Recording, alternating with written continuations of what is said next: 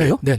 감사합니다. 안녕하세요. 이동입니다. 어제 그 헌법재판소의 준비기일이 열렸는데 예. 거기서 윤석열 대통령 변호인단이 몇 가지 다양한 주장을 하셨죠? 예. 그럼 한번 우리가 의미를 한번 검토를 좀 해보죠. 우선 그래도 그걸 보면서 우리 그 김학성 그 장로님께서 물론 교수님이시지만 김학성 교수님께서 제기했던 문제들을 일일이 다 문제 제기했다고요. 특히 그 일사부재리 원칙들을 제기하셨더라고요. 그러니까 그러니까 지금 국회에서는 회기만 달리하면 되는 건데 이제 그래서 피했다고 했지만 그게 불성립이 아니라 일단 거기에 대해서 국회 의견이 내린 거다. 판단을 내린 거면은 그러니까 징계 사유니까 내린 거면은 만약에 다시 하려면은 그래서 그 공무원을 징계 파면하려면 다시 이유를 붙이고 조사를 하든지 해야 되지 않고 그대로 갔다. 그래서 그 일사부재리 원칙이 어긋났다는 얘기를 어제 했더라고요. 그래서 참 이 김학성 장로님의 그동안 방송이 여러 가지 영향을 미쳤다고. 저희가 이제 인풋은 강한 건 맞아요. 맞는데 윤석열 대통령 변호인단에서 충분히 이제 아실 수 있는 분들이기 때문에 우리는 그냥 조금만 하면 바로 집행을 하는. 조금 더 말씀드리면 일사부재의입니다. 일사부재리가 아니에요. 일사부재의. 그런데 일사부재리도 있고 일사부재의가 있는데 일사부재의는 국회에 관련된 거고 일사부재리는 이제 이중처벌금지와 관련된 거거든요. 네, 제가 좀 하나씩 좀 더 설명을 좀 드릴게요. 먼저 일사부재의를 다시 한번 좀 말씀드리면 일사부재의는 보통 많은 분들이 그 내용을 알고 있어요. 근데 그걸 일사부재의라고 표현을 제대로 잘 못할 뿐이지 왜 그 잘 알고 계시냐면 이런 겁니다. 어떤 회의를 하는데 A라는 안건을 이제 발의해서 그것이 논의 중에 부결됐어요.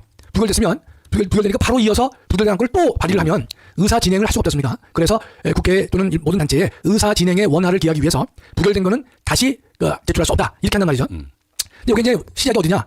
국회에서 시작된 겁니다. 그러니까 국회는 이 일사부재의 원칙을 이제 헌법에 넣고 국회법이 있습니다. 국회법 92조에 아마 있을 텐데 이건 그러면 부결된 안건에서는 동일 회기에서는 다시 하지 못한다. 그래서 제가 그렇죠? 일사부재의 계속 부결되면 떠올리고 다른 안건을 포함할 수 없잖아요. 일사부재인데 참고로 올려주세요. 92조 부결된 안건은 같은 회기 중에 다시 발의하거나 제출할 수 없다. 근데 제가 저기서 새로 이제 발견한 건 뭔가면 보통의 안건 그러면 이제 법률안이나 의안을 말하거든요. 근데 탄핵 같은 경우는 일반 의안이나 법률안과는 성격이 다르단 말이죠. 왜냐하면 개인을 처벌하기 위한 거예요. 그래서 탄핵은 다른 말로 파면 징계에 해당하는데 파면 징계를 국회에다 요구했는데 국회에서 부결됐어요.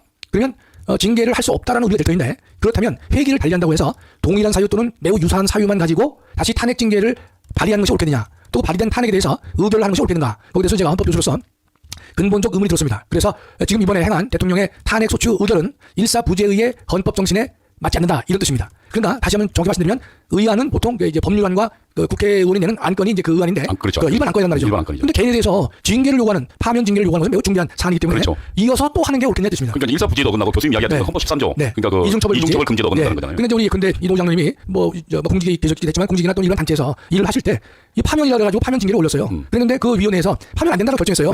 그런데 똑같은 사유를 또 하면 되겠어요? 그러니까요. 그럼 우리 객관적 상식이 안 맞잖아요. 그러니까 그런 측면에서 저는 저기 꼼꼼히 읽어보다 보니까 안건 같은 경우만 안 되는 게 아니라 안건은 다른 회기에서는 가능하겠지만 파면 같은 경우는 이번 안건과는 다른 징계 성격이 강하기 때문에 회기를 달리한다 그래도 그 사람에 대한 징계잖아요. 처벌이잖아요. 그럼요. 그러니까 그냥 파면이라는 건 처벌이니까. 그렇습니다. 그래서 그걸 갖다가 또 요구한다고 하는 것은 우리가 법 상식적으로 이해가 안 되기 때문에 만약에 이제 뭐 다른 죄가 있다면 그걸 가지고 처벌한다는 건 별개 문제죠. 그렇죠? 근데 우리가 여러분들 생각하실 때 제가 예를 들어 드렸죠. 이동호 장로 그 건에 대해서 저도 마찬가지예요. 그렇죠? 그래서 일사부재의에 위반된다고 보는데 헌법재판소에 대해서 강력하게 이 사안을 요구했습니다. 그러니까 이제 헌재도 아마 이 판단을 할 것이고요. 일사부재입니다. 어이가 아니라 아입니다. 이렇게 하시고 두 번째는 보니까